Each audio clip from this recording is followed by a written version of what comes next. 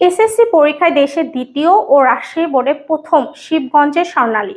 এবার এসএসসি পরীক্ষায় দেশ সেরা তালিকায় বগুড়ার স্বর্ণালী আক্তার দৃষ্টি। পরীক্ষায় 1283 নম্বর পেয়ে দেশের মধ্যে দ্বিতীয় স্থান অর্জন করেছেন তিনি। দেশের মধ্যে দ্বিতীয় স্থান অর্জনের পাশাপাশি প্রথম স্থান অর্জন করেছেন রাজশাহী শিক্ষা বোর্ডেও। তার এই গৌরবে এলাকায় আলোড়ন সৃষ্টি করে প্রশংসায় ভাসছেন দৃষ্টি। দৃষ্টি বগুড়ার শিবগঞ্জ উপজেলার দেউলি ইউনিয়নের লক্ষ্মীকলা গ্রামের দেলোয়ার হোসেন ও রাবিয়া সুলতানা দম্পতির মেয়ে।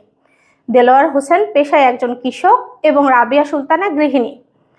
দৃষ্টি এবছর Bogura BAF shine school and college থেকে বিজ্ঞান বিভাগ নিয়ে পরীক্ষায় অংশগ্রহণ করেন।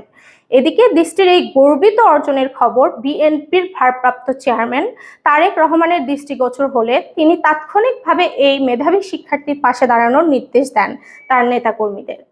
পরে শিবগঞ্জ উপজেলার বিএনপির নেতাকর্মীরা দৃষ্টির পরিবারকে তারেক রহমানের শুভেচ্ছা বার্তা ও দলের পক্ষ থেকে সহায়তার প্রতিশ্রুতি দেন। দৃষ্টি লেখাপড়া শেষ করে ডাক্তার হয়ে জনসেবা করতে চায়। আমার ডাক্তার হওয়ার ইচ্ছা আছে, তো মেডিকেলের দিকে যাওয়ার ইচ্ছা আছে। 9 থেকেই আমি প্রস্তুতি নিচ্ছিলাম এসএসসির জন্যই। তো বোর্ড বই পড়তাম, টিচাররা যে গাইড দিত ওইটা ফলো করতাম, পাশাপাশি অন্যান্য বই যেটা আমাদের লাগতো